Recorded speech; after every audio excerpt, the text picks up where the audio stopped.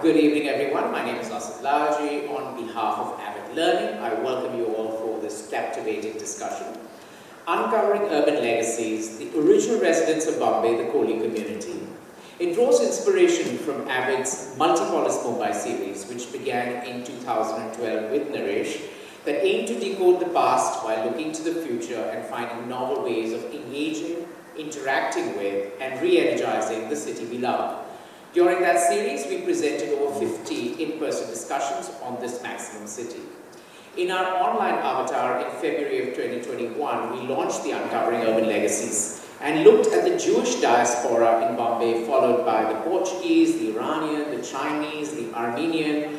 Lastly, we did the Sindhis and the Parsis. And continuing on this path, today we have something special for you. The 7th edition of the series, we celebrate the legacy of the Koli community in reshaping and shape-shaping Bombay. This morning, just for fun, I typed in Koli Community Bombay in ChatGPT, and this is what it told.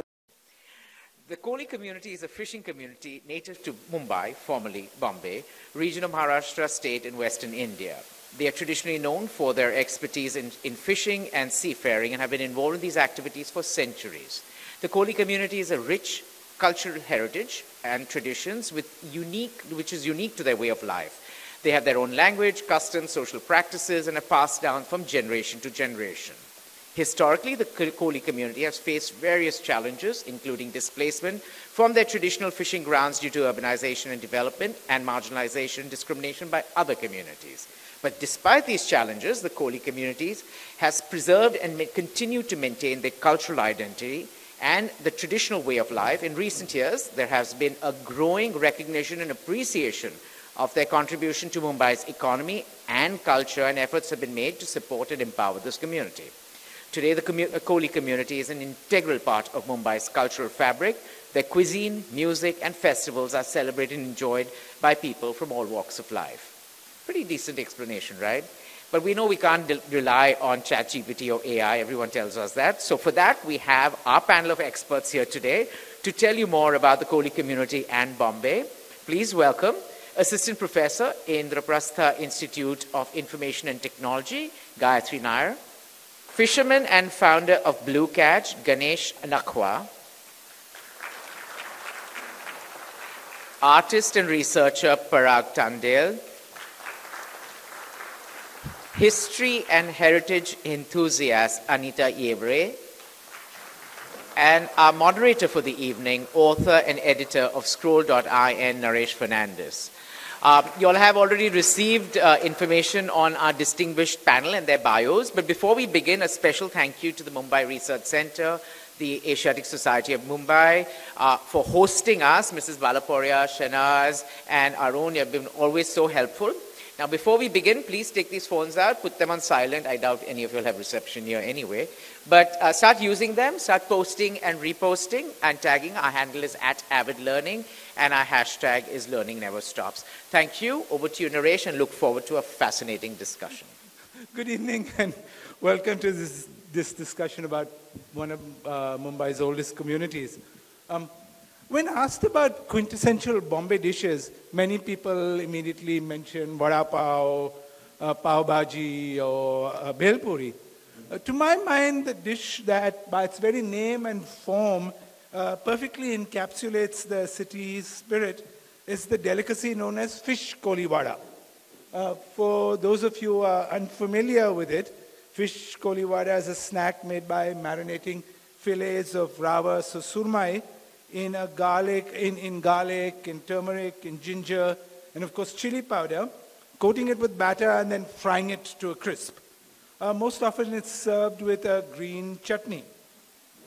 According to Bombay legend, fish koliwada was transported to the streets of our city in the late 1940s when partition refugees from Peshawar were settled in the Sion Koliwada area. Some of them became food vendors and served up dishes from North India. One of them, a gentleman named Hukamchand Singh Julka, is said to have decided to apply the cooking techniques of Punjab to the ingredients that he bought from his neighbors who lived in a Koli settlement nearby, creating a dish that has fueled 1 million drunken parties. Fish koliwada, for journalists like me looking for easy metaphors for Bombay, is among the things we love because it combines migrant experience with native knowledge, taste, and labor. I know this story is very credible because I've received it many times as a forward on WhatsApp. That said, I must confess that I didn't know very much about Sion Koliwada until I visited it for the first time around 2013, when a builder announced a redevelopment project there. The residents mounted a protest campaign, and I went there to report on it. When I got to Sion Koliwada, I was a little taken aback. It was unlike most other Koliwadas I've seen. It wasn't a gauthan or a traditional village, but was actually a series of orderly barracks. And it was nowhere near the sea. As it turned out, like Fish Koliwada, Sion Koliwada is a pretty good reflection of the fractured experience of a community with long roots in our city. I was told that many of the residents of Sion Koliwada had actually been relocated there decades before when their homes got acquired by the authorities to build various infrastructure projects, including, I was told, the Harbour Line Railway. Today, large infrastructure projects continue to threaten Koli communities across our coast. Because they have a prime location on the sea, they're under immense pressure both from the coastal road and from the real estate lobby, among other challenges. Many Mumbai residents seem to believe that fishing is an archaic profession and that Kolis are vestiges of a past who should move on to more modern professions, presumably delivering food for the motorized services. Even though global cities like Hong Kong and New York still support fishing as a viable livelihood. But despite this, the Mumbai's Koli community has hung on in there and is intimately woven into our city's fabric. I'm reminded of this each time I get onto the number 56 bus, which conveniently for me meanders through Bandra. It goes between Worli and Versova, and in the mornings especially, it's filled with lively chatter, and the regulars always exchanging banter with the driver and the conductor. It took me a while to realize that the BEST started in number 56 specifically to help people travel between the Koli villages of Worli, Mahim, Danda, Juhu, and eventually Versova. And that the buses on this route often have little platforms in the front on which passengers can put their baskets. My neighborhood has a semi-functional fishing village called Chimbai. But the presence of other Koli settlements that have long vanished are imprinted in the names of some areas in Bandra. Just off Hill Road, down Ice Factory Lane, and ice factories in Bombay are again intrinsically connected with the fishing trade. There's a small pocket called Bombilwadi, which marks a khalla where fish used to be dried. And on Chapel Road, a fancy cafe has now come up. You can drink coffee there for 250 rupees. It's come up in a little lane that used to be called Kolwad. And Kolwad is a contraction for Koliwada.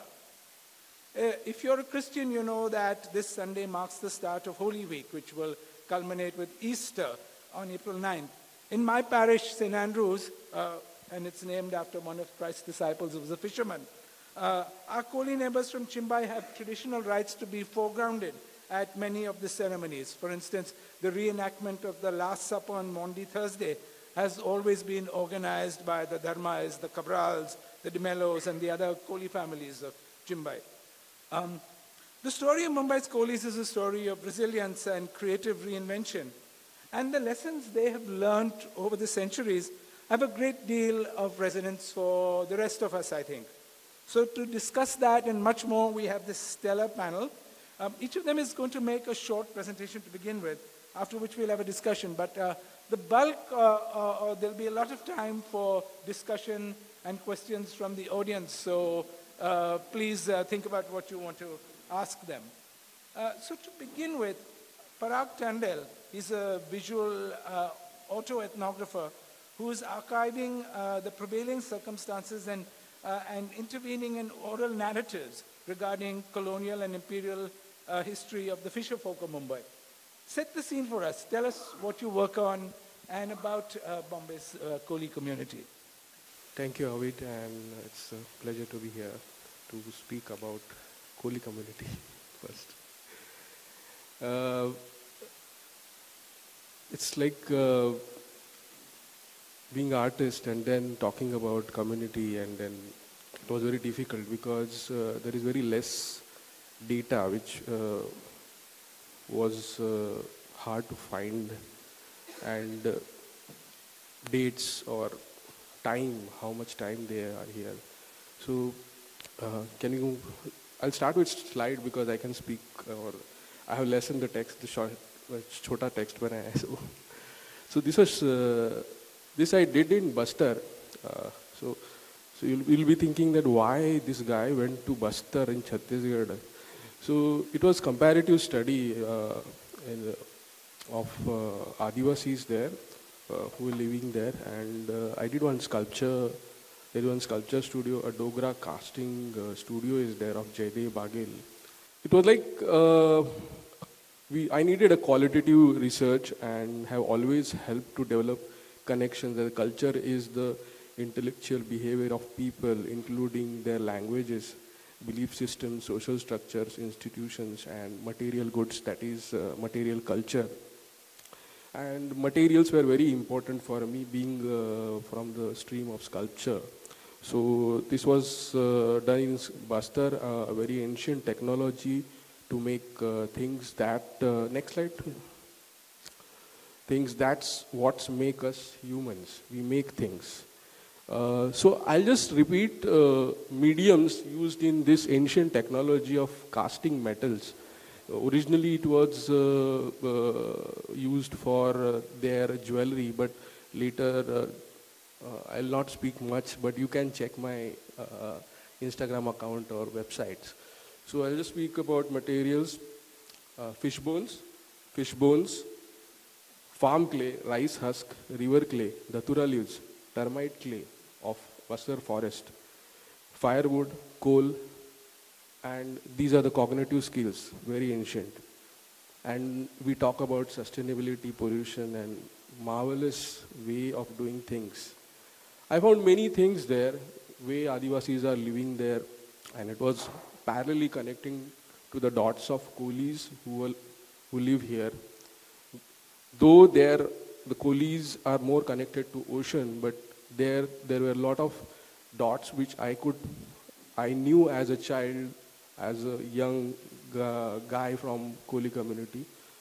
There I could connect the dots. This way they were cooking food, way they were living their life was very important. Next slide.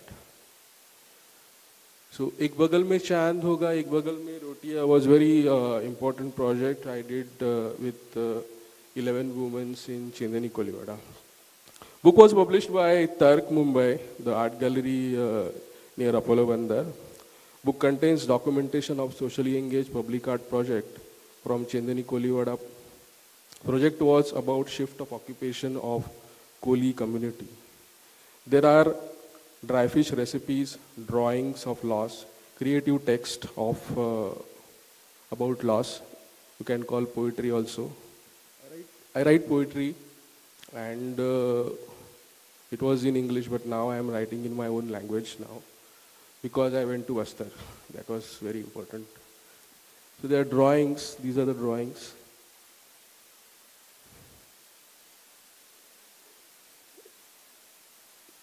So women's there, the 11 women had shifted occupation to making rice rotis, and you will find story on website. I will not speak much. Coastal Road project, I don't have to talk much. Next. Vitamin C is very important. Like I would like to share some references. So I'm just talking about references. You just think about references, why this guy is using this. The Vitamin C is a long-term sculptural project since 2014. It has evolved drastically because of ongoing encroachment into the ocean. It is about Kolis who were biophilic humans. They, they believed in naturalism and big fish were their gods.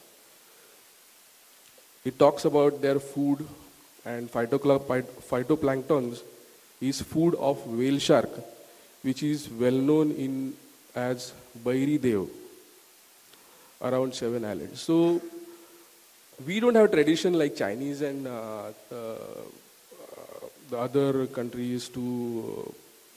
That was good thing about Kolis. We believe Kasav means turtles are gods. All big fish are gods for Koli people. So my practice is more about how they think, not documenting वो साड़ी कैसे पहनते हैं, वो ये कैसे करते हैं, but I feel that what they were thinking and what they are thinking now, that was very much important. So vitamin C is of our gods, food of gods, phytoplanktons, which give us oxygen. So how the life is interconnected. Next. So how to cook Bombay ducks in various ways, especially Bombay. So I have been mapping stories, oral stories. Earlier it was this, that, colonization, imperialism, but how to cook Bombay ducks. So here, next slide. It's a sculpture in India Art Fair, and I was invited to make, given a space, and Turk supported it. I shared how older Kolis see 7 islands. This is very important for oral narrative I found. So next time when you come across map of 7 islands, just take a look at Kulaba Reef. Seriously, I'm telling you. You will find head of Bombay duck with a large mouth. And Kulaba is famous for its bombil in June. So there are various breeding grounds around Bombay, 7 Island, which we don't see, but which Kolis see as a breeding ground, and we don't understand that it is their forest, and they believe in forest, into forest, which is infinite forest. So a new generation doesn't know these things. But there are many more narratives which I am going to share in coming years of my art practice. This journey of Bombay duck, this was performance we did in Goethe Institute. This is part of Critical Zones, which is an exhibition traveled from Germany, from Karlsruhe. And we just were, I and Kadambari, my partner, we participated as a researcher and collaborator. But the project turned out so well. We did a mummy of Bombay duck in natural history section of our CSVM Chhatrapati Shivaji Museum. And we did one mummy case for mummy. And it is shown in Kolkata right now. The show is going on, which is traveling then to Delhi and Bangalore. But the important part is that why I showed first slide and then I came here. So how I see my material culture of mine. If British would have not come here, if nothing would have. So what was my material? So my mom cooks very good fish, and one day she asked me, do you want to use this ink of octopus? So Kadambari wrote all recipes. You can find this project on, it's very long, I can talk 1 hour for this, but you will find the text, the paper which is there is of rice paper, and she has written a recipe in squid ink, and this is shift which is bringing into my practice. That's all, yeah. Gayatri Nair is the author of Set Adrift, Capitalist Transformations and Community Politics Along Mumbai Shore. And she's going to tell us about her work. So, you know, whenever we look at questions of history, there's a tendency to sort of amplify certain ideas and images and almost invisibilize other kinds of, you know, forms that these histories take. I think in particular, when we think about Mumbai's history, you know, we witness this kind of tension between, and, you know, particularly with the role of the Koli community in this history, there's a sort of hyper-visibilization of the Koli community in certain spheres, art, culture, food, for instance, but in invisibilization in certain other kinds of domains. You know, James Clifford, an anthropologist, sort of warned us about the concerns with museumification of communities, right? Looking at the sort of contradictions and complexities of people and communities, but not recognizing them and sort of freezing them into these sort of objects of art and culture. My own work was an attempt to sort of move away from that, hopefully, and try and engage with a deep sort of social history of the politics of the community, the various forms of political and social engagement that they've undertaken in shaping the city to what it is, actually. And within that, actually, to also focus on the particular role of Koli women in this kind of political engagement, which they've also witnessed an invisibilization within the social movement of the fisheries itself. So that's really what my own work sort of, you know, attempted to really do. But through that, what I was trying to essentially highlight was to basically look at the role that they have played in shaping two very important demands as part of the movement in the city, which I think are informed by this history, but are very future sort of oriented. So look towards questions of rights to sustainable livelihoods in the city and a question of rights to the city itself. This is important, I think, for us to recognize, because when we think of Mumbai, when we think of, you know, the Bombay history, we tend to not think of the ways in which these communities, their practices, their livelihoods are actually embedded within the dominant economy and society of the city itself. Right? To think of, you know, like natural resource dependent livelihoods as still being a part, very much part of the city today, is something that doesn't necessarily strike everyone. And yet the community has sort of concertedly made an attempt to both retain this sort of connection, but to also highlight how this is increasingly under threat today, right? So you are dependent on not just natural resources, but you're dependent on commons of lands, of seas, you know, all of which are increasingly under threat. Of course, climate change, of course, but, you know, real estate lobbies in the city going after open spaces. Koli fisherwomen facing eviction from markets where they've, you know, had historical rights for centuries. But now urban redevelopment and gentrification processes are dispossessing them of those sort of rights that they once held. So, you know, what are these kinds of pressures and how do they operate on the community? One of the main ways we've seen it is that the young tend to not sort of remain active anymore, and they're increasingly choosing to move out of it. There are, of course, others coming in from elsewhere, so many migrants sort of entering this kind of work, but they're also facing fairly grim conditions. So this political articulation that has happened, and that has been happening for many centuries, you know, so it's not just urban development today, but we've had a longer history, you know, in Bombay of the Kolis sort of agitating against infrastructural projects, against development projects. When the plague happens and the improvement board wants them to move, there have been contestations taking place at that time. And I think through all these different political articulations, we can see that there is a vision which is, you know, for an inclusive city. There is a vision for a city that actually has space for livelihoods that remain and tied to natural resources in a sustainable manner, that do not sort of seek this sort of larger mandate that comes with, you know, more and more capital intensive infrastructure projects that are there today. And I think therefore it is important for us not to engage in a romanticization of the past, or even think about the community in increasingly sort of glossy and romanticized ways today, but to really think about what are the various forms of political articulation that have happened, some good, some bad, you know, some phenomenal because of the ways in which they've been able to bring together various kinds of questions. And I think that has a lot of resonance, similar to what you were saying, Naresh, for the larger politics of the city itself. So yeah, I'll stop with that maybe, and then we can.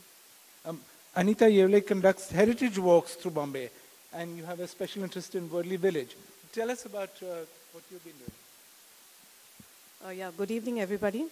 So I'm just going to take off straight from what Gayatri has said, and I completely agree with her about the objectification and the museumization of the community or their culture. So what I have been looking at is how culturally the worship practices have changed in the koliwadas all across Mumbai. That's obviously due to the change in their, or decrease in the traditional profession of fishing.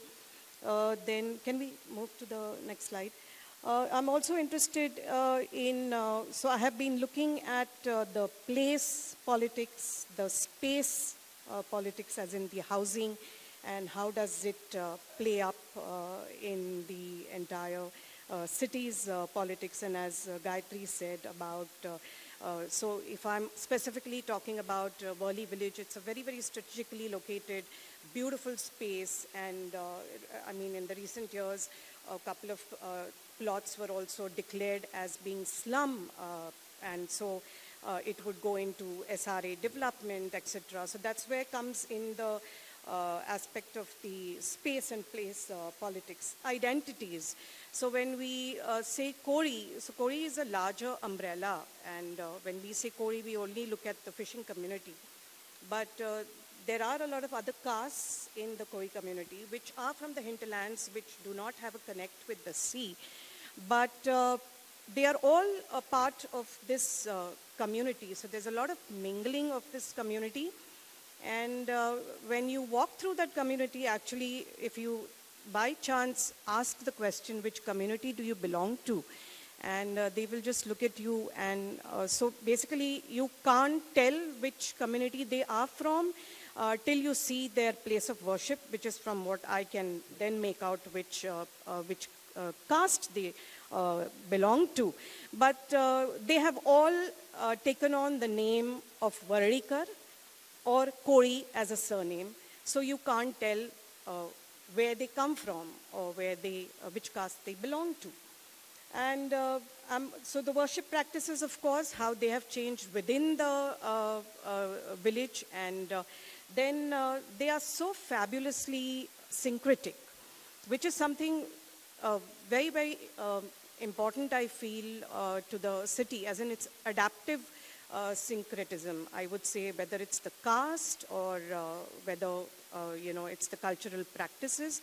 So that's something very interesting to note about these people. Yeah, this is just trying to show the difference between religion, culture, and syncretism. And the last slide. Yeah, so it's very interesting to note when you sit and talk to these people, and we say, oh, I'm going for a holiday to my hometown.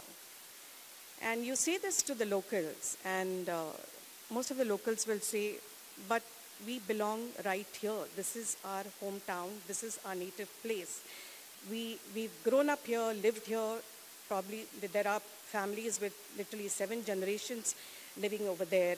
So when the place politics come, or they want to be, the government or the BMC wants to displace them, that's something I feel is something that really needs to be looked into, because these are the landowners, this is their space, so they rightfully belong there and they should not be moved from there, I think.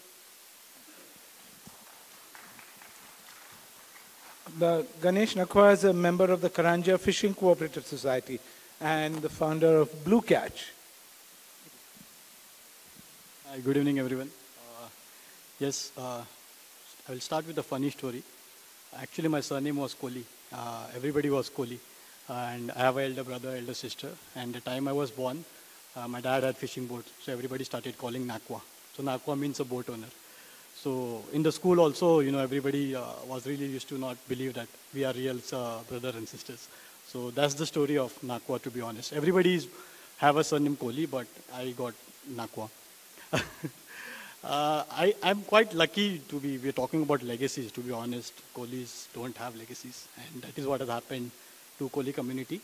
But I was lucky enough, born in a small, not so far, 5 kilometers away from the Kulaba, which was called Kulaba district when there was a Bombay metropolitan region, a small village called Karanja fishing village. All the fishing boats, what you see in, off the Gateway of India or Sasundog, the larger boats, those are actually from Karanja. We are the Kolis of Karanja, like Worli, like Warsaw, like Mud. There was a small island called Karanja.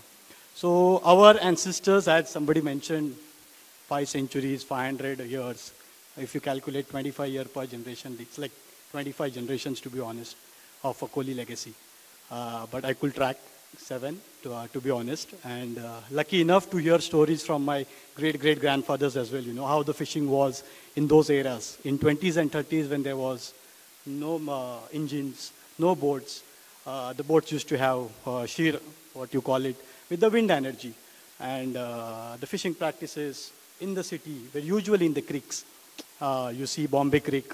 Yes, you see a lot of plastic in that. You see Thana Creek, you see Warsaw Creek, Vasai Creek, Bhainder Creek. These were all creek systems. And as Parag mentioned, the city of islands. These all islands had a huge, unique tide system. If you all guys know, Bombay has a huge tide difference, almost a 5 meter. And that actually helped us because the tide goes so up and down. There are 2 streams coming in. One is at the high tide, one is at the low tide. And that is how ancient fishing practices, the fishing called bag net, where everybody eats Bombay duck. That is what the method is, with the help of bag net. And it goes for centuries, and it's still been practiced. If you see off the coast of Kulaba, Marol, Mora, everywhere, you will see a small 5 meter hodi also doing the same thing. But if you go to Mud Island, if you go to Palghar or Thana district, there are larger boats also who get your delicacy Bombay from as far as 1,000 kilometers away as well, where there is a similar creek system in the Gulf of Cambert, a place called Okha and Jakau, if you guys know. So that's where all the Bombay duck is coming from. Cutting short story, my work has been advocacy for youth in our community. Also not only the Kolis, but the entire supply chain. Of course, the fisherwomen, we have a couple of them here. That is what is lacking. You don't have younger guys coming and taking this occupation. That is the biggest challenge we all are facing right now. People are not coming back to the fishing, and that legacy is not passing on. How to fish, how to tie a knot, how to tie a fishing gear. That information is not passed on, and that is the biggest fear. And I think this is a great dialect to have right now. How to share this knowledge with the art, with the music, having a conversation like this, creating a modern supply chain, creating more sustainable fishing practices. These are all things we are trying to do. I think we had worked with Scroll as well long back. I think that's the image.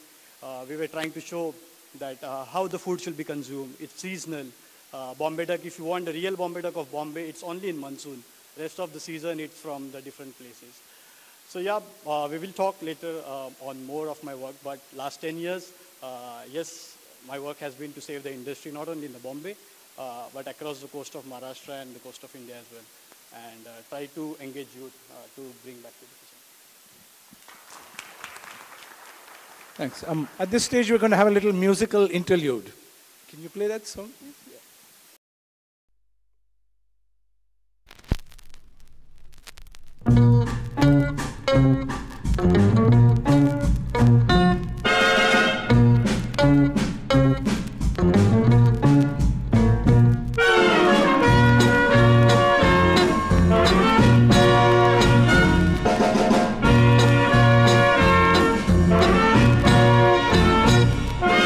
Here's a story simple of a duck with a little dimple. He's the strangest little duck. This little ducky never clucks.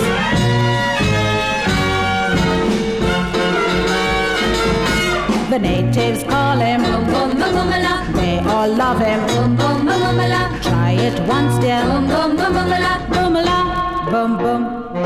You like him, honey? Boom boom boom boom la. So will Sonny. Boom boom boom boom la. Ain't he funny? Boom boom boom boom la. Boom la, boom boom. Got no wings, he never flies. This little birdie never flies. Twist him left and twist him right. Bombay duck, he never lies. Eat him fresh or eat him dry. You're gonna shadow me, oh my. So that was a song released in 1975. It was recorded by a fellow called Meena Kava, who, his real name was Meena Kavarana. He'd also written a song a few years before that called Bombay Meri Hai. This was supposed to be his follow-up. But it sort of just shows how the Bombay duck, the bumalo, the bombil, is sort of woven into every strand of Bombay fabric. And Ganesh, I wanted to ask you, sort of the Bombay duck is so iconic. It's the fish that you see when you're going past a koliwada on the frame. It's what you smell when you're going past. And yet, as you pointed out, it's increasingly very difficult to find in Bombay waters. Tell us about the challenges of finding the Bombay duck and other species. Yes, over the years, it has been overfished, to be honest. But I don't blame the community. The entire world is facing globalization. It was always about the supply and demand. The population of the world in 60s and 70s was much lesser. So was the fishing community population. So fishing villages started expanding. They had so many kids. The more boats started coming, so more people started hunting for the Bombay duck. And at the same time, of course, there has been urbanization. You don't have to mention. There's so many projects going on to the east coast and the west coast as well. In the creeks, not only on the coast, but into deep sea as well. The explorations happen. So these are all factors, wherein the catch started deploying. That is the reason we move on to the deeper waters, to get those, because there is no alternative. If you go and ask any fisherman, what will you do? Somebody just mentioned you can modernize and start a different trade. It's not that easy. You need capital, you need techniques. So it's all about, the hope of a fisherman. You keep trying, and you keep trying and again and again. And that's the reason all these pockets, what Parag mentioned, they know that, he's going to get Bombay duck in that particular time. And that's how everybody survives. You fish for a couple of months and survive for the year. Pollution has a great deal to do with this also. It is indeed. I mean, that is the main reason most of the koliwadas, what you mentioned in the Sayan koliwada, up to, I would say up to Khopoli as well and up to Kalyan Dombili as well. So many people used to fish in these creeks. And the entire ecosystem has been collapsed because of the pollution. But I will give a hope. In COVID, when everything was stopped for 6 months, the life came back into these creeks. There was species of fishes found in there. There were lobsters found, there were catfish found, there were mullets found, and crabs found. So the ecosystem can revamp, but are we ready to do that for the people who have lost the occupation? Parag, you used the Bombay duck as a metaphor a lot. Tell us what it is about the Bombay duck that's so special. It's iconic and everybody can relate. And it's about when you start image making, the process is like how you relate. It's very much important. And I feel that the stories that duck and all those things are a rubbish thing. It's not logical thing actually. So, Bombil is like Bombay and Bombil. That's all. Nothing happened in duck and nothing happened in postal things. I don't know who made that story. He's talking about the story about the origin of Bombay duck. Some people believe that because it went in the mail train, the duck, it was called Bombay duck. Yeah. It's a popular story, and if you see Bombil, when you see Bombil, the mouth of Bombil is like duck. It's a simple thing. You don't have to expand or just do something elastic work on that and put some logic. And I made one story, that's a Bombay duck.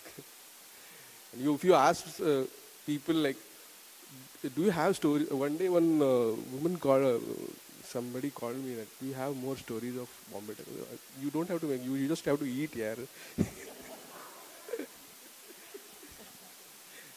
Gayatri, it's always seemed to me that one of the reasons women in our city of all communities have been able to claim their rightful place in public spaces because Koli women have always been out and about. As you point out, that's one of the visualizations. They've been in public transport, in the markets. Tell us about what you found out about Koli women. So actually, I mean, it's interesting that we think that they have always sort of had this access to public space. We see them in markets, of course, and therefore that reason. But actually, some of the first movements of women in the fisheries happened around questions of public transport. And this is not specific to Mumbai, but it's happened in various states as well. So you can see early sort of experiences of political organizing, political work sort of coming together, which I think is also slightly distinct from the stereotypical sort of notions associated with Koli women, which just sees them as sort of public facing and, in a certain kind of way, but is a sort of reductive caricature at certain points. So I think one of the interesting things was to see about how this political work is really done and how that's sort of carried out. What are the ways in which they have conceptualized questions of rights, as I said, not just in terms of livelihood, but really about rights to the city itself, right? So you have historically occupied market spaces. Koli women would go in and sit and sell fish, and then typically other sort of vendors of vegetables, masalas, etc. would come around that. But you don't have any titles, you don't have any deeds, that proclaim your space to that market. So today, when you have questions of, redevelopment, etc., how do you assert and ask for those kinds of rights? So I think what has been interesting to witness is to look at the forms of political articulation, like I said. How do you make a claim for certain kinds of spaces? And how do you do it by both invoking questions of identity, which are, of course, integral to the community, but also do it in a larger way. So one of the images that I showed was from a National Fish Workers Forum's protest that happened in Delhi. And actually, Koli women were the largest contingent of women in that protest. So it's they've always had a very strong political articulation in the city, but have been able to tie this also to national questions of regulation. What is going to be deep sea fishing policy? What is going to be the ways in which the central government will address these sort of questions? So I think you can see that there is a constant imagination at work that ties livelihoods, cities, and sort of national development questions together, which women have really brought to the front, I think, in Mumbai. Anita, you were talking about how worship practices have changed. One of my favorite Koli temples is the one that's in the backyard of the Colaba police station. And there's a plaque there that marks when Colaba Island was joined to with the rest of Bombay. And then it's also got the shrine of Khadi Devi, the goddess of the creek. Inwardly, how have worship practices changed over the years? What have you found? Typically every Koli village has its own local deity called as the Grama Devata. So Wali village has the Golfa Devi. Also again, if you notice, most places, these temples are all located at a height on a hillock. So on one side of the hill would be the sea, and the other side of the hill would be the village. So basically, she's kind of protecting the entire village. So Golfa Devi is the tribal and the local deity or the goddess, which she was worshipped by the local Koli community. And typically it is that they have a coin placed now on the left and the right side. And depending on which one falls, the answer is a yes or a no. And it's very interesting today to see the priest over there having very whispered conversations with the very few people now who visit that. And there's some kind of a negotiation happens over there at that point of time. Like, okay, if you say this, and then maybe the goddess will say yes, and then it's a yes, and then you can kind of accept the answer and go back happily. But with the coming in of the other Koli communities, which are not necessarily from the fishing background, the entire dynamics of a place changes. So if we look at Mumbai Devi, who used to be the goddess of the city, where she is located today, and the space surrounding it, and the people who, the business community that lives there, there is no, you don't find any Kolis around, neither are they neither is the temple, the goddess worshipped by the community, which is supposed to be doing that. Similarly, with the coming in of the new communities or the castes of Kolis in the village, somehow more people are leaning towards, let's say, Hanuman worship or Shiva or Mahadev. So everything but Golfa Devi.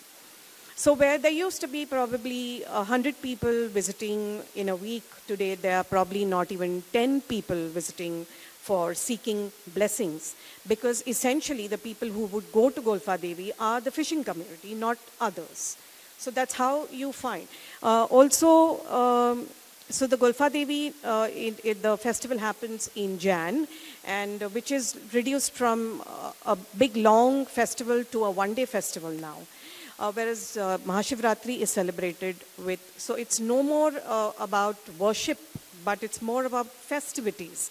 That's how the locals put it. So it's a 10-day long massive practice that goes on. Again, the way the temples are kept. Golfa Devi temple is very simple, not even painted, no upkeep, nothing, neglected. Literally, you can see it. Whereas the center of the town, the main Shiva or the Mahadev temple, is all lit up and painted and well kept, and is the center of the activity. So these are the differences, very, very clear. Visible, where you can notice the difference in worship practices. Ganesh, we imagine the Koli community to be fairly homogeneous, but of course, like every group, it has its fault lines, religious, geographic, others. What are the challenges of trying to organize a community into a cooperative like you've been doing? Cooperative system has been, the cooperative which I work for is since 1930s. And there are so many large such cooperatives which have been there for more than 50 years. And there are also women cooperatives, who've been trying to come together. But I think the problem is, of course, the catch is going down. And the accessibility of, fishing, that has been going down. That is the problem with the entire Koli hamlets. Not only in the Bombay city, but, you go Alibag as well, you go my village, and in the further Thana as well. But as you said, we are adapting, and that is what everybody has been doing. The fishing has been changing every decade so much, and at the same time, the marketing has been changing so much. And as you see, if the fishing stops, that village dies, and that's what she's trying to say. There were 100 people who are going to that temple, and that basically was going before the fishing, to get the good catch. And it's not only about that one particular village. In my village, there is a Dronagiri Devi. There are so many other Devis which the individual Koli families have done it. It's called Navas basically. That if somebody catches the good fish, you go to that particular temple and say, okay, I got the good fish, then she will follow the same thing. And she will do the Navas in that temple. That is how the temples and the Devis got famous. And actually, this temple has become the hub of that particular Koli villages, and people have stayed connected in those villages, and they have not moved on to that. But it's a challenge what we are trying to address. That is why the younger women are not coming into the markets as well, because it's so tough. Imagine getting up at 3 o'clock, because there is no fish landing in your village. You have to come 3 hours to Sasundog or Shivaji Market or Ferry Wharf, get the fish, go back to your hamlets, try to sell that fish and make a living. Nobody wants that right now. What have you been trying to do with Blue Catch? So it was a startup, just like the other startup. What you see, it's an online seafood delivery system. I launched in 2017. I did good. But what I was trying to do was sell seafood with a change, sell seafood with a story, so that the consumer gets more connected to the fisherman directly and understand the story, how that fish comes from. Everybody loves to eat pomfret, everybody loves to eat surmai, everybody loves to eat Bombay duck, but nobody understands the hardship which goes behind that. So what I was trying to create is, I'm still trying to do it, is to create a more sustainable and traceable seafood, wherein when you eat that seafood, you understand that it has to be eaten in that particular season.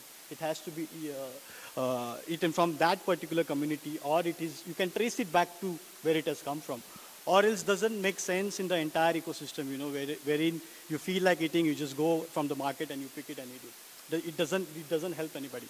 You see the seafood consumption pattern, what is happening right now. It is not supporting the city. The consumption pattern has changed so much. Everybody has adopted this westernization, of eating international seafood trend. At one end, we are talking about urban legacy here, keeping the tradition going. Without supporting the community or their fishes, it's not going to be possible. So that's what Blue Catch has been doing for over the years. It's a long process, but there is hope. Gayatri, you write about the tensions between Kolis and migrants. Tell us about that. So I think one of the things that has happened in Mumbai has been that because so much of pressures were faced, particularly by an already marginalized, vulnerable community like the Kolis, the way in which early political organization happened was tied into the dominant politics of the city, which at that point, I'm talking about, 80s, 90s onwards, was, fairly anti-migrant in tone. And particularly with Koli women who were also, trying to organize into separate, cooperatives, unions, they were trying their hands at different organizations. That sort of politics filtered in. So the early period of organizing was also built around the notion that a claim being made for space, for land, for rights had to happen vis-a-vis against another community, which in this case was identified, as migrant vendors who were sort of entering, who were threatening the ways in which traditional fish vending was taking place in market spaces. So there were accusations about door-to-door vending and things like that happening. But we see that from the late 90s onwards, actually, and particularly because this early period of political formation got sort of linked to larger social movements, such as the movement led by the National Fish Workers Forum, the Maharashtra Machimar Kriti Samiti, which is an affiliate organization practicing in Maharashtra. The political articulation starts shifting, and we see a move away from this anti-migrant kind of politics towards a question of, how do we organize rights? How do we get, first of all, recognition in state policy itself for fisher women to recognize that they have access, they must have access to land, to markets. They must have access to compensation. So if a storm happens and fishing is not happening, compensation shouldn't only come to the men who practice in fishing, but should also come to the women whose livelihoods are also sort of affected by this. So you can see then the way in which the question of rights gets framed is no longer rights vis-a-vis the other community, which I argue in the book was an equally dispossessed community. And I think it is to the credit of organizations like the National Fish Workers Forum and Maharashtra Machimar Kriti Samiti that really began to say that let us think of all of us as, fish workers, as people coming from elsewhere also engaging in this work, constitute a community of fishers, and we must sort of take everyone on board and move along. And that kind of articulation has really allowed for new kinds of organizations to emerge. So you have a Fisher Women's Union, which is fairly unique. You don't have that in very many places. So you have an independent organization, you have cooperatives taking place. So that tension, I think, was, linked to, of course, the politics of the city. And I think you can also see how, it was not just a mere puppeting of that sort of politics, but also strategic sort of choices that were being made. But the tone and tenor of it has also sort of moved beyond that to larger questions of building broader solidarities, especially with an agenda of sustainable livelihoods and politics. So you have to take, I think, other kinds of constituents along, and that is something that the fisher movement in Mumbai has done particularly well. Parag, tell us about the archive that you set up and the strategies that you use to spread these narratives through art. So archives came along because it's a a short story. Like I needed information, and I was searching, and I went to one scholar, and I helped her. I gave lots of narratives, and when I needed information, she said, "I can't give you." So I felt bad. I came home, and I it was really anger which was there, and then I talked to Kadambari, my partner, and we said, why not we start something for our people, by people, and it was like started as a socially engaged archive for people, and people will make this archive, people will create. In Bastar, I met one historian, and he said that, what you are doing is like, you are writing your own story, and it is very true story. But validation, which Western research, way the Western research is done, you need evidences. But here we are the evidence, a living archive. And later we both discussed that what should we do of this archive, because I was not able to bring in white space. All the way we were doing a public art projects with socially engaged projects. Then we decided, let's start museum.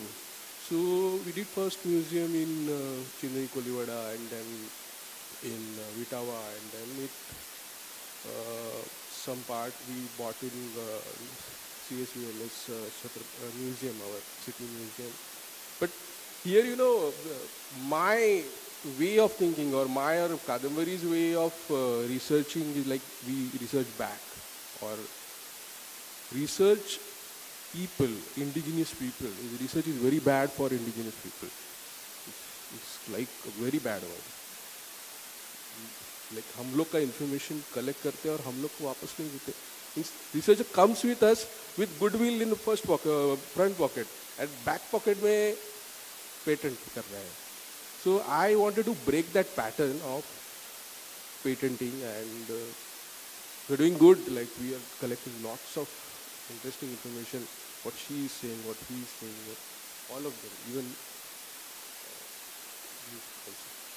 so, like brilliant project. It's very, and important thing about it, Tandil Fund was started in 14th century. And what he said, 1920. So there were a lot of societies like fund. British were coming, Portuguese were coming. They were friends of, Omanis were coming. They were friends of her. They used to stay in my home, Kadambari. We are Tandil, we both are Tandils, from Tandil families. And we had a good relationship with colonizers. And interesting part, I said to her, let's start with this only, the Tandil Fund, and very old. I like old things, so it was a brilliant start. And now it's growing. We are publishing books. Kadambari is publishing lots of books. We did 3 publications of folk singers. We did recipe book. This, and we did this. What sales which comes from this book goes to women's also. It's not like it's counter archives. It's also qualitative archives. It develops solidarity.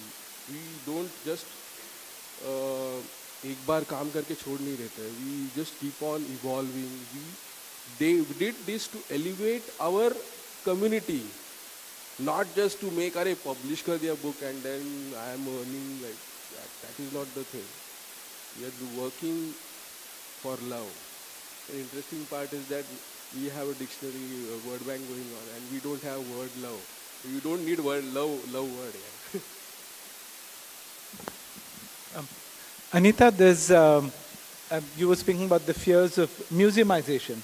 How do you think, for instance, specifically in Worli Village, could open itself up to tourism without losing control, without gentrification and displacement being accelerated?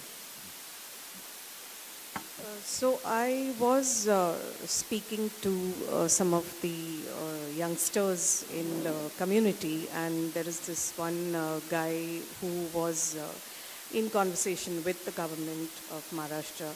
And there were some talks of developing the inner jetty which opens into the Mahim Bay in the Worli village for tourism. Where the whole idea was to engage the local public for whatever was being planned. Let's say they were planning boat rides in the sea, etc. So I really don't know, a lot of things are always on paper and they're planned, but nothing really gets implemented. But more and more I feel is that, like Gayatri also said, and you just asked that, instead of just taking people in for a walk and showing them the culture or visiting the spaces when there are festivities, because it's a big thing now. I mean, whether it's the Coconut Day, Nari Purnima celebrations, or whether it is the Holi celebration. I myself was there for the Holi celebration. If all of this can be used by taking into account the local community, engaging them. So let's say if you have a festival, or if you, whatever kind of a festival, whether it's cultural or whether it's a food festival, or whether you plan to have, engagement with the sea by having boat rides or whatever. Ideally, if we can engage the local public, that would be the best way to go about making them sustainable. Because the fact is that I know a lot of the youngsters who belong to the fishing community traditionally, but their fathers have all sold off their boats, and most of these youngsters are going outside the Koliwada for all kinds of other work, simply because fishing is not sustainable anymore, because Worli village essentially is also artisanal fishing. So it's small scale, and that is completely gone for a toss due to the fishing practice, or the availability of the fish in the bay being challenged due to the coastal road and the sea link project, where they have to go further out into the sea for fishing. The catch is very little, and the catch does not fetch them enough. So it's absolutely not sustainable. So that's why you have the younger generation not participating or being a part of their traditional occupation. Let's open this up to the audience for questions. Put up your hand and somebody will bring you a mic.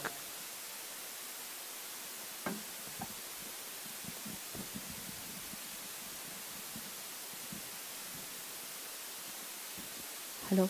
Hi. I've already introduced myself to the speakers. I'm Srushi from the Lokavore, and we're working on a project, the Worli Koliwada project, in association with R.P. Goenka Foundation. Just a quick question that kind of goes out to all of the speakers. When we're talking about sustainability and sustainable fishing, but there is this issue of reduced catch, inaccessibility because of the kind of urban and infrastructural developments we have. My question is, where do we draw the line between sustainability and survival? And if y'all could maybe weigh in on that.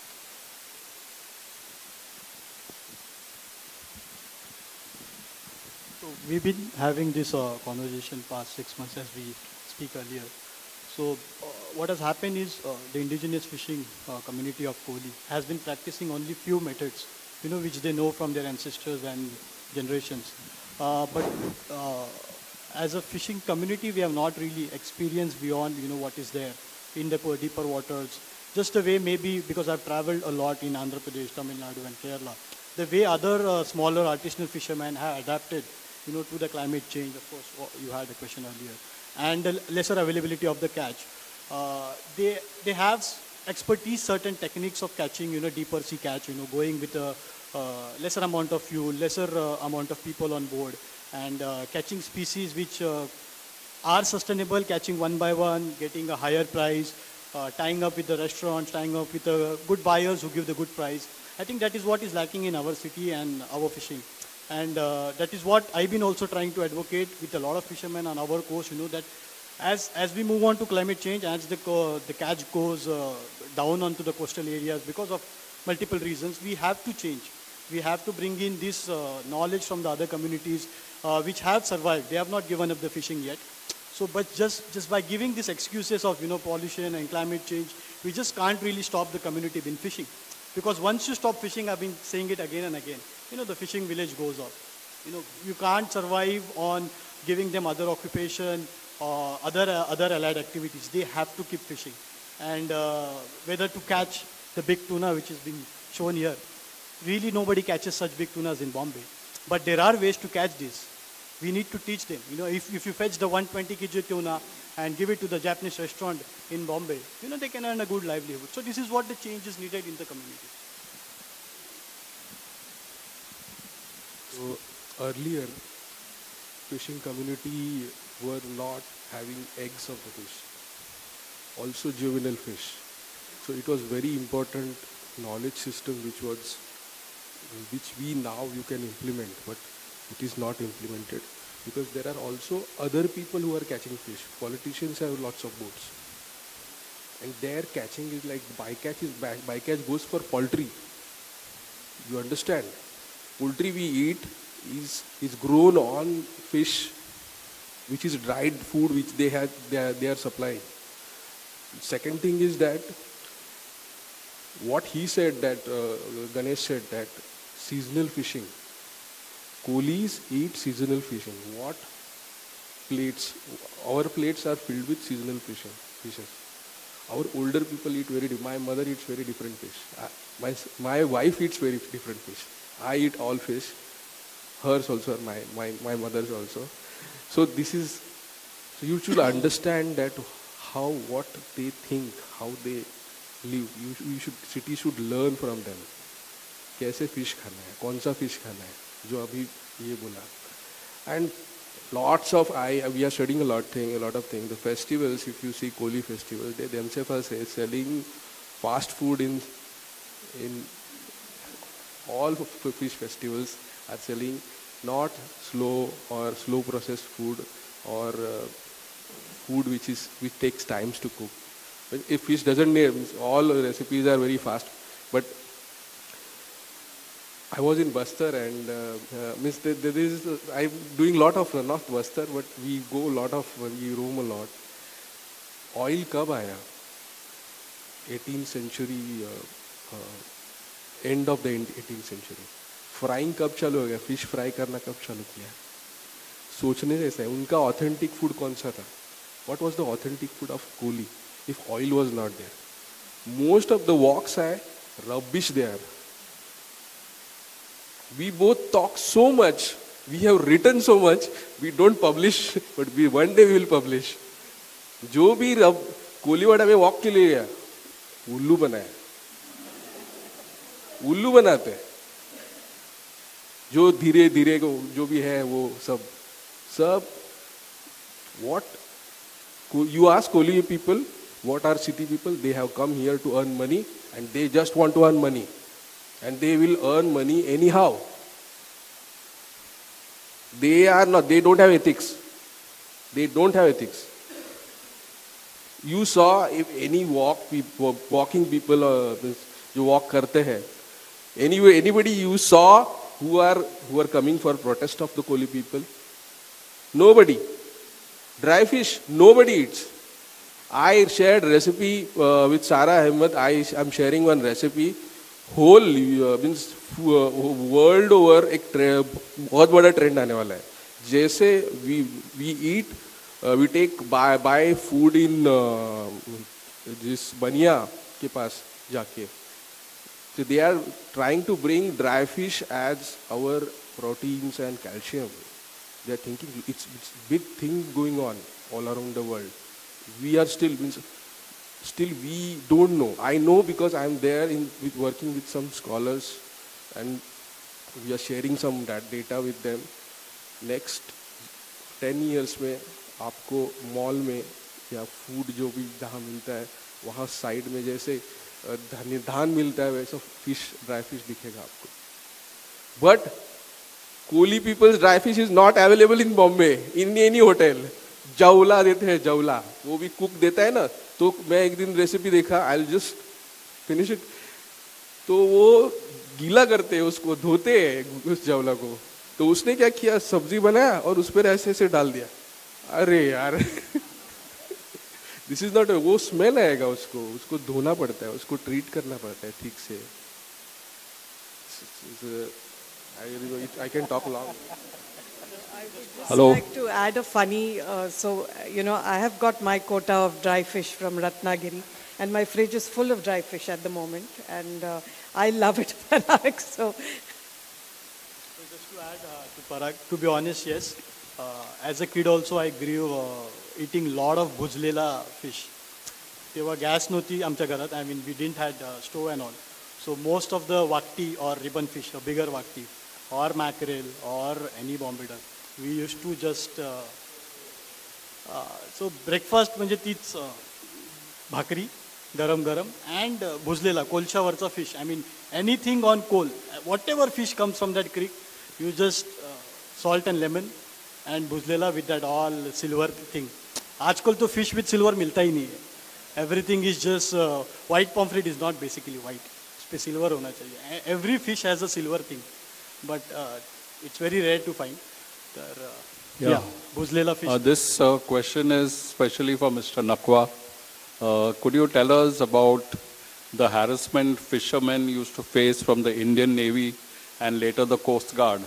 And I personally know that once Ajmal Kasab and his men walked through Machimar village at Kolaba, the perception of the Indian Navy and the Coast Guard changed, and they finally realized that the fishermen are our first line of defense.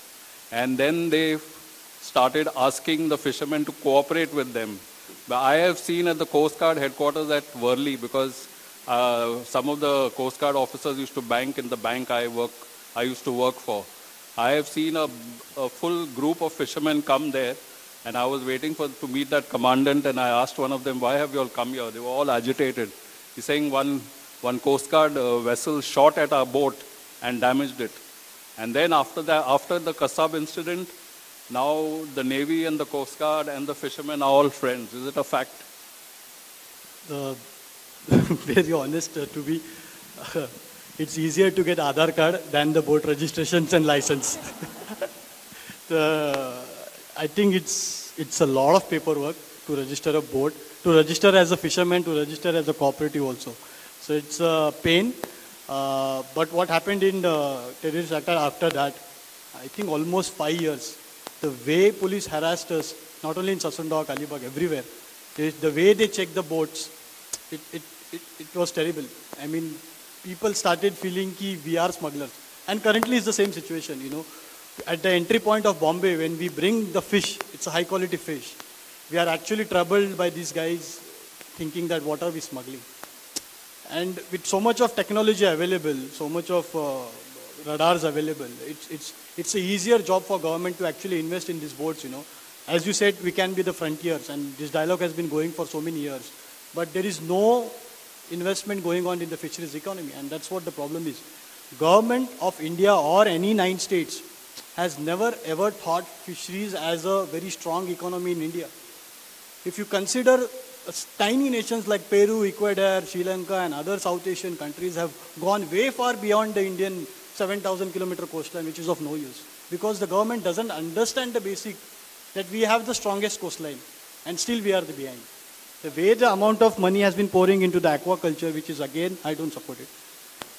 Not same thing has happened to marine. So if you open the marine traffic app or the find ship right now also, there are more than 500, I won't name that, foreign fishing vessels right in front of us. And the state government of Maharashtra is trying to, stop the fishermen of Mumbai to modernize, whereas all these big factory vessels have been fishing in our waters, stealing our catch. And there is no progressive approach by any government, to utilize these resources. That is where the strong moment of the commercialization will happen, If that knowledge sharing is done, if the investment funds are put in, then we won't have the dialogue of, that fishing community is dying, there is no catch. If there is no catch available, what are these factory vessels doing in our waters?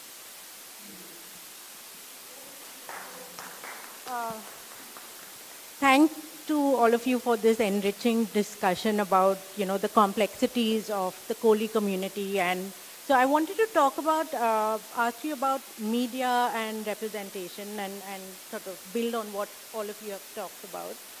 So I'm thinking of Madhusri Datta's film, Seven Islands and a Metro, where in her film, she filmed the Koli community and bhaiyas, the migrant vendors.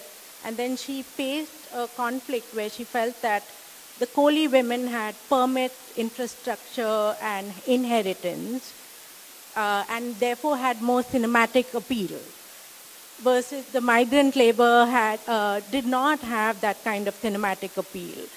And I'm also thinking of the recent Mahim port encroachment. So I was just wondering if the people who were occupying that land, were they from the Koli community? And in similar cases in other ports where encroachment is such a sort of contentious topic, how can the media sort of, look at encroachment and look at questions of the built heritage? Because heritage and architecture always get precedence.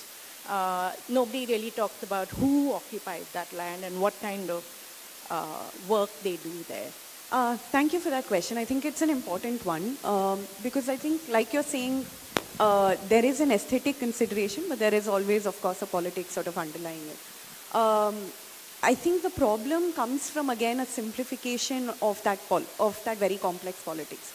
So, picking sort of what is the more powerful image or what is going to be the more powerful narrative that can be carried on is also sort of emerging from not just an immediate politics of, let's say, what is actually unfolding, but I think also a larger politics of what does the current media structure allow for. Is there room really for complex narratives and complex stories? And I think the entire sort of conflict between the North Indian migrant workers and the Koli women was really exemplified that sort of image. It was a moment where there could have been great detail brought in, great nuance brought into a narrative about two extremely marginalized communities essentially being pitted against one another in a larger story and a larger narrative of what development for the city really means. And neither of them were going to come out as the winning party, so to speak, at the end of it. But whether we're talking about newspaper narratives or films of this kind, typically a certain kind of story is seen as carrying sort of more importance and more weightage. So I think it's important for us to recognize what really did happen with the North Indian, vendors as well. They've not been, for instance, not all of them, it was a catch-all phrase that was being used. Migrants are a very important part of the fisheries and have been for very, very long. They are not just migrant workers coming in from other states. But, you have migrant workers coming in from different districts of Maharashtra itself, different community backgrounds, other indigenous communities as well who are participating in the fisheries. So I think if we can expand our room for complexity and nuance, whether in our politics, whether in our media, whether in our narratives of what development should be, is, etc., ought to be, I think then we'd be able to sort of, pay heed to these kind of nuances. When Koli fishes, Koli sells fish, Koli woman, she respects fish till the end. But when migrant sells, paisa nikal gaya, फेंक देते हैं सब. That is difference. That's why we get angry. It's an anger. कि जब कोई fishing दूसरा fishing के लिए जाता है ना, वो जो रिस्पेक्ट, इतना बड़ा फिश होने के लिए वक्त लगता है, वो बहुत सारे अलग फिश को खाता है और वो बड़ा होता है. So it's a system, it's connected system. जब वो ऊपर आता है, हम लोग लाते हैं, तो कैसे होता है कि मुझे इनको बताना है, she is very good activist, she knows many things. So कि रिस्पेक्ट करना चाहिए. फूड है वो, क्लाइमेट चेंज आ रहा है, तुम लोग छोटा छोटा फूड को रिस्पेक्ट नहीं करोगे, छोटा छोटा फिश को, तो क्या है? It is so sad way the fish is respected. Menu card should be changing. Change होना चाहिए, ये फिश होना चाहिए. पॉपुलेट ही देंगे, इनके ऊपर प्रेशर है. कहाँ से पॉपुलेट लाएंगे? ये पॉपुलेट आ फिशिंग नेट में जा, ऐसा बोलेंगे. Sorry sorry. So you mentioned about livelihoods, the changing livelihoods in the Koli community. So when I was young, I played a lot of cricket with the Koli people. So how do you see them representing the Mumbai sporting ecosystem right now? Anybody wants to take this? Yeah. No, about their representation in sports. They used to play a lot of cricket earlier. I played with a few. There were a lot of sports because what happens is that migration actually created a layers into the people's mind actually. Even the gods, what she was speaking, there were a lot of layers. Fashion आता है God का. अभी बीस बाबा का fashion है, ओशो का fashion है, उसका fashion है. Our image is moving so fast now. On Instagram, image is moving so fast that thoughts. I get influenced. अरे यार ये text अच्छा था यार. आज का दिन वो text पढ़ के अच्छा गया. तो ये जो you have to understand कि कोली people के ऊपर इतना सालों से इतना कब से है वो लोग. ब्रिटिश के पहले ग्रीक्स भी आते थे. मुझे तो बहुत सारा चीज अभी 500 लिखा है, 600 लिखते हैं, कोई 800 लिखते हैं. लिखे क्या आगे? नहीं लिखना है, कैसे लिखेंगे? अगर हो गया तो इशू हो जाएगा, ऐसे भी बोलते हैं मुझे. अरे लिख दो millions years. They are staying here for millions years, but in 500 years everything is destroyed because of urbanization. But Agri and Kolis are different. This is big politics. I don't want to talk. I think I would like to add, exactly Agri and Koli have created so many leagues. We are not getting fisher folks and fisher folk to work. Everybody is so busy in playing cricket actually. And it's honest, if you go to YouTube and search Agri Koli cricket leagues, you will find thousands of them. Okay, we'll take one last question there. We're almost out of time. Hi, this is Manaz. I live at Dopi Talao. So that is Old Bombay, Chira Bazaar. So I share your anguish very much because in Chira Bazaar there was a whole bazaar. And my dad used to go every evening and flirt with these Kolis. He used to love flirting with the machans. Pasis are famous for that. And my dad would wait. Mari machan beseli che mara mate. But unfortunately, that Chira Bazaar is gone because of the metro. And all my machans, like these seniors, are no longer there. I feel anguish. So now I go to the Princess Street Bazaar and I've made friends with all these Asli Koli women and they give their heart out to me when I talk politely with them. Because she says only Catholics and Parsis respect us. Otherwise, they just want our fish and they walk off. So that is why your anguish I can relate to. I'm a senior citizen, so I know what you are feeling. My dad was much, much older to you. And so, please do the good work, but not angrily. No. Thank you so much. Hi, Parag. Okay, so my friend wants to ask this question. I'm asking on behalf of her. She wants to know in today's modern life how the pollution is affecting Koli community or like high tide, low tide or retrieving fishes from the water or even like the health of fishes. What has happened is that Kolis, earlier were not eating fish beyond 3 kilometers. What I figured out from my research of the food, more than 3 kilometers वो नहीं जाते थे. So what happened is that noise pollution plus cities pollution, it's uncontrollable. They have to manage. First thing, waste जो है, waste management important. वो कुछ करना चाहिए.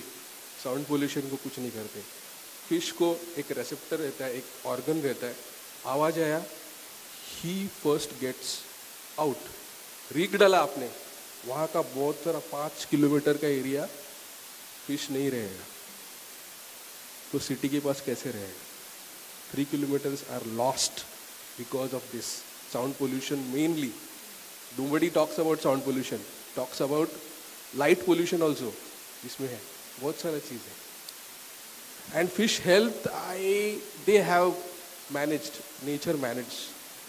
There's a way we have managed. Naresh, one last question there. Sorry for eating into just maybe a couple of more minutes, but I'm Kamalika. I'm a heritage conservationist and planner. And with the koliwadas, because I've worked for about 2 years with, specifically with the Worli koliwada, what I saw is the narratives that come up are essentially in binaries. There's the migrant versus non-migrant, there's the redevelopment versus the land tenure, and fishing versus non-fishing. But for a community who we are saying are the original residents of Bombay, over the centuries there's also resilience, adaptability, change, and therefore, in my experience of having worked in the Koliwada, I think we kind of simplify things like there should be no redevelopment, they should keep their land. But the question is, what about livability of the Koliwada itself? There are serious issues of solid waste management, of cleanliness, of lack of the rapid change of urban form of the Gauthan itself, of the houses which were the traditional houses now becoming these very generic tenements in concrete, no sort of regulation. But the kind of projects that happen in the Koliwada essentially either, walking tours, and I'm a critique of any of these, they're good, but they're like building painting and art projects and things. But what about the more systemic changes which are really required for a community to continue to live in their native land in a livable, healthy, hygienic, and thriving way? So that's a nice way to end, or do you want to say something else? Yeah. All right. If someone wants to respond to that, I think I'll quickly respond to that. What you said is absolutely right, and that's where the catch-22 situation comes to play in the village. The people want development, but the BMC wants development on their conditions.